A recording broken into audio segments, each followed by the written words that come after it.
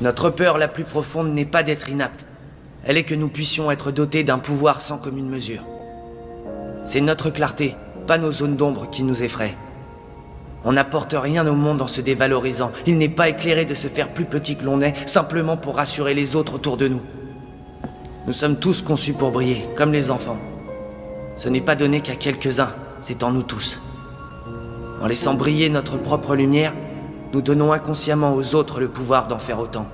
Si nous nous libérons de notre propre peur, notre présence seule pourra aussi libérer les autres. Tu sais, la vie a une manière étrange de nous lancer des défis.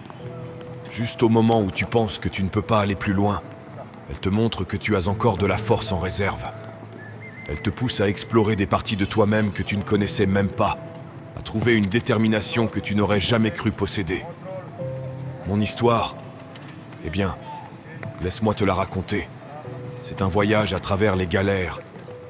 Chaque pas que j'ai fait m'a conduit à une nouvelle épreuve. Mais je ne suis pas venu jusqu'ici pour m'arrêter maintenant.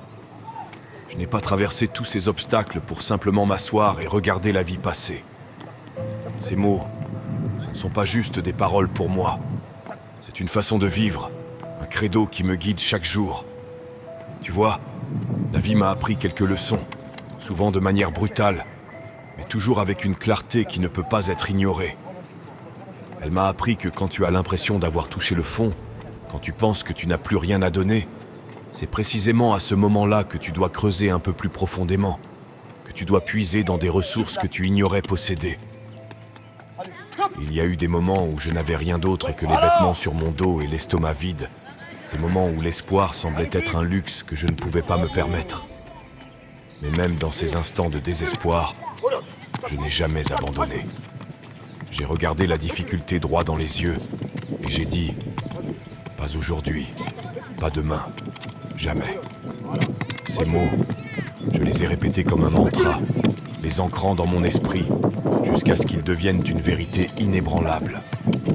Ceci est pour tous ceux qui essaient de se mettre en forme, pour ceux qui essaient de perdre du poids, pour ceux qui essaient de sortir de la rue. Je suis fier de toi à l'avance.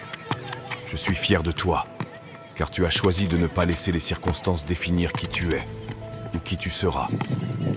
Continue à te battre, continue à avancer, même lorsque le chemin est obscur et que la destination semble hors de portée.